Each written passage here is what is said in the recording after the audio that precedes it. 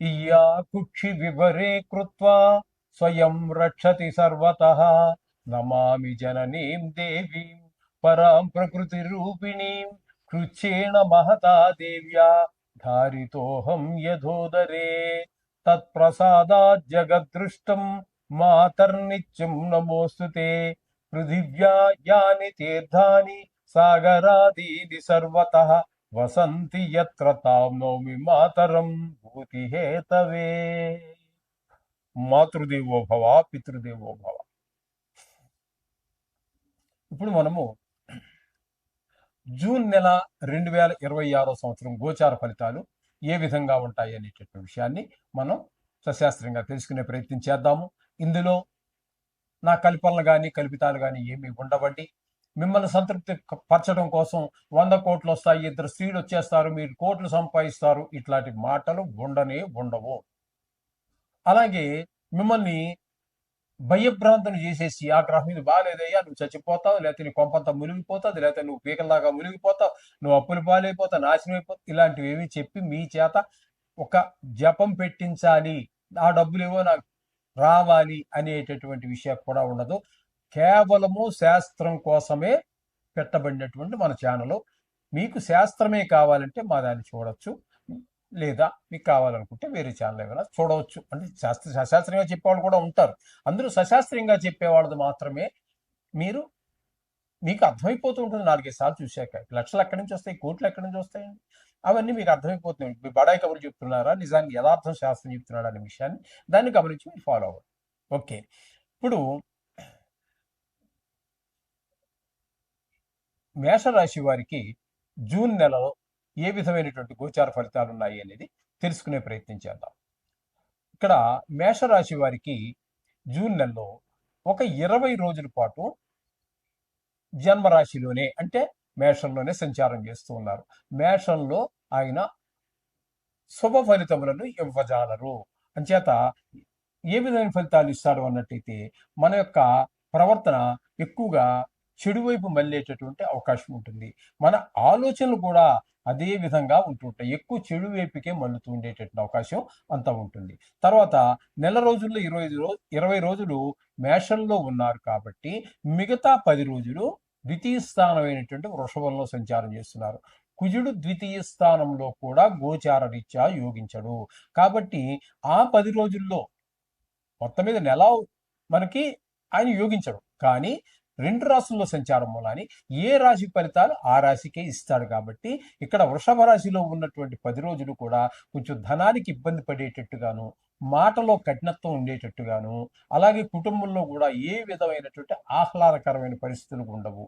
అలాగే ఎవరికైనా నేత్ర సంబంధమైనటువంటి వ్యాధులు ఉన్నట్టయితే అవి కొంచెం ప్రకోపించేటటువంటి, అంటే కొంచెం ఎక్కువ బాధించేటటువంటి అవకాశం కూడా ఉన్నది అనేటువంటి విషయాన్ని మనం తెలుసుకోవాలి. ఇకపోతే రవి యొక్క సంచారం తీసుకున్నట్టయితే ద్వితీయ స్థానంలో అంటే మన వృషభ రాశిలో ఒక 15 రోజుల వరకు ఉంటారు. తదుపరి అక్కడ నుండి తృతీయ స్థానం అయినటువంటి మిథునంలో ఒక 16వ తారీఖు నుంచి నెలాఖరు వరకు ఉంటారు. 2 స్థానాలలో సంచారం కాబట్టి ఈయన కూడా 2 రకాల ఫలితాలు ఇస్తారు. ద్వితీయ స్థానంలో ఉన్నటువంటి 15 రోజులు అంటే 1వ తారీఖు నుంచి 15వ తారీఖు వరకు ఆయన కూడా ఇక్కడ మీకు ద్వితీయ స్థానంలో ఉన్నారు కాబట్టి ధనానికి ఇబ్బంది కలిగిస్తారు. అలాగే మాటలోనూ కఠినత్వం ఉంటుంది, వాక్కు కఠినత్వంగా ఉంటుంది, కుటుంబంలో కూడా ఆహ్లాదకరమైన పరిస్థితులు ఉండవు. ఈయన కూడా నేత్ర సంబంధమైనటువంటి ఇబ్బందులు ఉన్న వారికి కొంచెం ఎక్కువ బాధ కలిగించే పరిస్థితి ఉంటుంది. తదుపరి 16వ తారీఖు నుంచి మిథునంలో 3వ రాశిలో సంచారం చేస్తున్నారు. అక్కడ మాత్రం ఆయన చాలా మంచి ఫలితాలు ఇవ్వబోతూ ఉన్నారు ఈ మేషరాశి వారికి. మీరు ఏ పని చేసినా మీ ఇంటిలో వారు, వీధిలో వారు, అలాగే మీరు ఎక్కడైతే ఏదో వృత్తి చేస్తూనే ఉంటారు కదా, అక్కడ మీ కంటే పై స్థాయి వారు, మీ స్థాయిలో ఉన్నటువంటి వారు, మీ కింద స్థాయిలో ఉన్నటువంటి వారు, కొన్ని సందర్భాలలో మీకు ఏ మాత్రమో పరిచయం లేనటువంటి వ్యక్తులు కూడా మీకు సహాయ సహకారాలు మనస వాచ కర్మణ, అంటే మాట సాయం కావాలంటే మాట సాయము, మనస వాచ మాట సాయం కావాలి, మనస అంటే మనస్ఫూర్తిగా చేయగలగటం, వాచ మనస్ఫూర్తిగా చేయటము, మనస వాచ కర్మణ ఏదైనా కింద పడ్డారు లేదా ఏదో ఒక మిమ్మల్ని అప్లిఫ్ట్ చేయాలి, మీరు ఎక్కడ ఉన్నారు కింద స్థాయిలో ఉండిపోయారు. మిమ్మల్ని అప్లిఫ్ట్ చేయాలి, కొంచెం పైకి ఎత్తగలగాలి, మిమ్మల్ని వృత్తిరీత్యా కావచ్చు, ఏదైనా కావచ్చు. అటువంటి సందర్భాల్లో మీకు వారు అప్లిఫ్ట్ అంటే పైకి లేపడానికి వారు మీకు కృషి చేస్తారు. ఈ విధమైన ఫలితాలు 16వ తారీఖు నుంచి నెలాఖరు వరకు రవి ప్రసాదిస్తూ ఉన్నాడు. ఇకపోతే గురువు యొక్క సంచారం తీసుకున్నట్టయితే, గురువు యొక్క సంచారం తృతీయ స్థానంలో ఒకే ఒక్క రోజు ఉంది. 30 రోజుల్లో ఒక రోజు పెద్దగా పరిగణలోకి తీసుకోక్కర్లేదు. అయినప్పటికీ కూడా 3వ స్థానంలో ఆయన యోగించజాలరు గురువు. అట్లాగే తదుపరి ఆయన 29 రోజులు, నెలలో ఒక రోజు పోయింది కాబట్టి 29 రోజులు చతుర్థ స్థానం అయినటువంటి కర్కాటకం. కర్కాటకం ఆయనకు ఉచ్చ స్థానమే కావచ్చు కాక, కానీ ఇక్కడ ఉచ్చ నీచ వీటితో సంబంధం లేదు. చంద్రాత్తు ఏ స్థానంలో ఉన్నాడు అనేటటువంటిదే మనకి ప్రధానం. కాబట్టి ఇక్కడ 29 రోజులు చతుర్థ స్థానంలో గురువు యోగించజాలడు.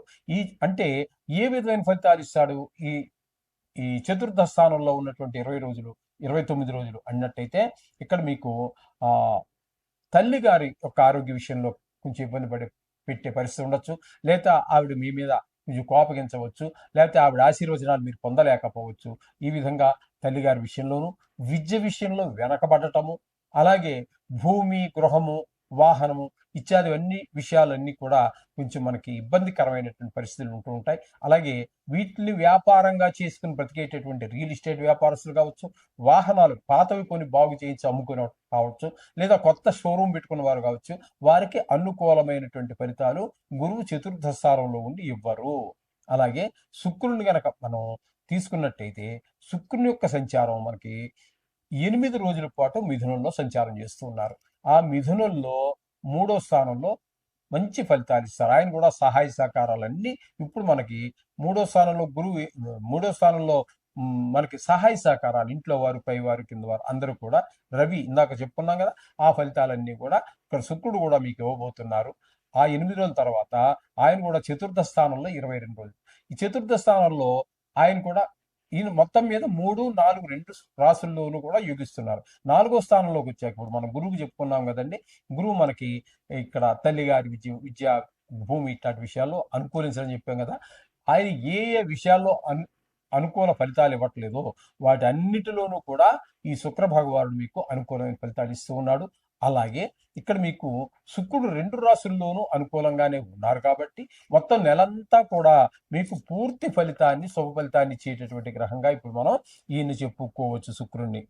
కాబట్టి అంచేత శుక్రుడు అనుగ్రహం ఉన్న కారణంగా సినిమా రంగంలో ఉన్న వారికి, టీవీ రంగంలో ఉన్నటువంటి వారికి, లలిత కళల్ని ఆధారంగా చేసుకుని జీవితాన్ని గడిపేటటువంటి వారికి కూడా అత్యంత అనుకూలమైన ఫలితము ఇస్తాడు.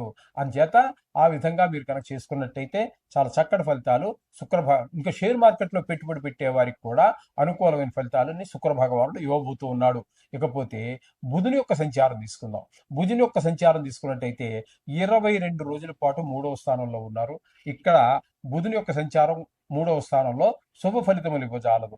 ఏ విధంగా అంటే, ఇక్కడ మీకు 3వ స్థానంలో ఉన్నప్పుడు ఎవరి యొక్క మీ ఇంటి సభ్యులు కావచ్చు, బయట వారు కావచ్చు, ఉద్యోగ స్థలంలో కావచ్చు, వ్యాపార స్థలంలో కావచ్చు, వారి యొక్క సహాయ సహకారాలు మీకు అందేటటువంటి పరిస్థితి ఉండదు. తదుపరి ఆయన బుధుడు 8 రోజులు మాత్రం 4వ స్థానంలోకి వస్తున్నారు. ఆ 4వ స్థానంలోకి వచ్చిన 8 రోజులు మాత్రం మీకు తల్లిగారి ఆరోగ్య విషయంలో, భూమి విషయంలో, గృహ విషయంలో, వాహనాల విషయంలో మీకు అనుకూలమైన ఫలితాలే ఇవ్వబోతున్నారు. 8 రోజులు, ఆఖరి 8 రోజులు అంటే 23వ తారీఖు నుంచి నెలాఖరు వరకు. ఓకే, ఈ విధమైన ఫలితాలన్నీ కూడా ఉంటాయండి బుధుడితోటి. ఇకపోతే 5వ స్థానంలో కేతుగ్రహ సంచారం. 5వ స్థానంలో కేతుగ్రహ సంచారం వల్ల మనకు జరిగేది ఏంటంటే, సంతానం మీద దుష్ప్రభావం చూపిస్తుంది. పిల్లలకి ఆటల మీద శ్రద్ధ ఎక్కువ అవుతుంది, చదువు మీద శ్రద్ధ తక్కువ అవుతూ ఉంటుంది. తద్వారా గాయాలు అయ్యేటువంటి అవకాశం కూడా ఉంది. పిల్లలు కదండి, వాళ్ళకి ఏం తెలియదు కదా, పరిగెత్తటమో ఆడుకోవటమో గాయాలు అయ్యే అవకాశం ఉంటుంది. తద్వారా వాళ్ళకి కొంచెం అనవసరమైన ఖర్చు డాక్టర్ పెట్టడము, అదే కాకుండా మనకు మనశ్శాంతి కూడా ఉండదు. పిల్లలకి ఏదైనా జ్వరమో, రొంపో, దగ్గో వచ్చిందనుకోండి, మనకు కొంచెం ఇబ్బందికరమైనటువంటి పరిస్థితులన్నీ, మనం ఎందుకనో ఆహ్లాదంగా ఉండలేము పిల్లలకి ఏదైనా అయితే.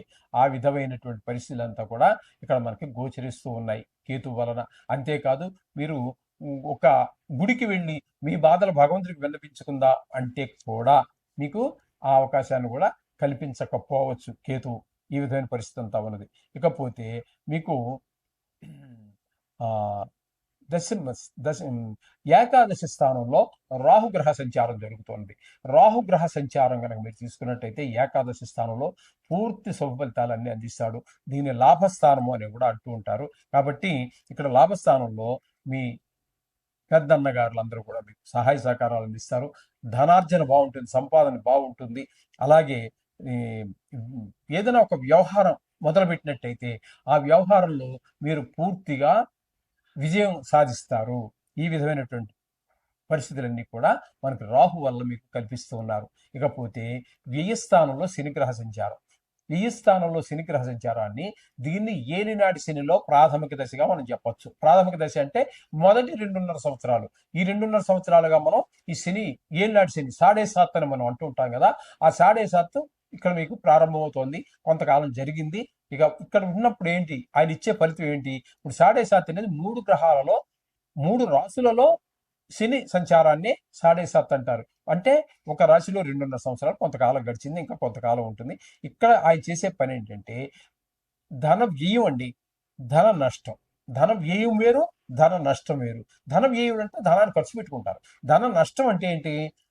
పరస కొట్టేశాడు ఎవడో, లేకపోతే మాయ మాటలు చెప్పాడు, మీసాలు పెట్టుబడి పెట్టించాడు, అబ్స్కాండెడ్ అయిపోయాడు వాడు.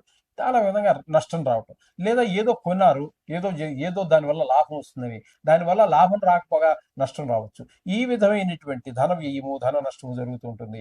శత్రు భయము, అలాగే మనోవిచారము. కొంతమందికి కారాగార శిక్షలు కూడా పడుతుంటాయి. దుర్మార్గులు చాలా మంది ఉంటారు. ఎందుకంటే ఈ ప్రపంచంలో 830 కోట్ల జనాభా ఉన్నారు. ఈ 830 కోట్ల జనాభాలో పరమ పుణ్యాత్ములు ఉంటారు, పరమ దుర్మార్గులు ఉంటారు. ఈ దుర్మార్గులు అనే వాడికి కాలం కలిసి రావాలి కదండి. కొంతమందికి వెంటనే శిక్ష దొరికిపోయి వెంటనే శిక్ష పడుతుంది. కొంతమందికి ఈ కాలం వచ్చినప్పుడు అది పురువయ్యి, అంటే రుజువయ్యి, వాడు చేసినటువంటి నేరం రుజువయ్యి వాడికి కారాగార శిక్ష పడే అవకాశం కూడా ఈ శని భగవానుడు సాడే సాత్తులో ఈ స్థానంలో ఉన్నప్పుడు జరిగేటువంటి అవకాశం గోచరిస్తుంది. ఈ విధమైన ఫలితాలన్నీ కూడా మనకి స్పష్టంగా గోచరిస్తూ ఉన్నాయి మేషరాశి వారికి.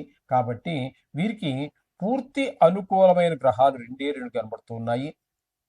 శుక్రుడు 1, రాహు 1, 2 గ్రహాలు మనకి బాగా అనుకూలమైనటువంటి పరిస్థితి కనబడుతున్నది. మిగతావన్నీ కొంచెం పాక్షికంగా, కొన్ని పూర్తిగా వ్యతిరేకంగా, కొన్ని పాక్షికంగా అనుకూలిస్తున్నాయి.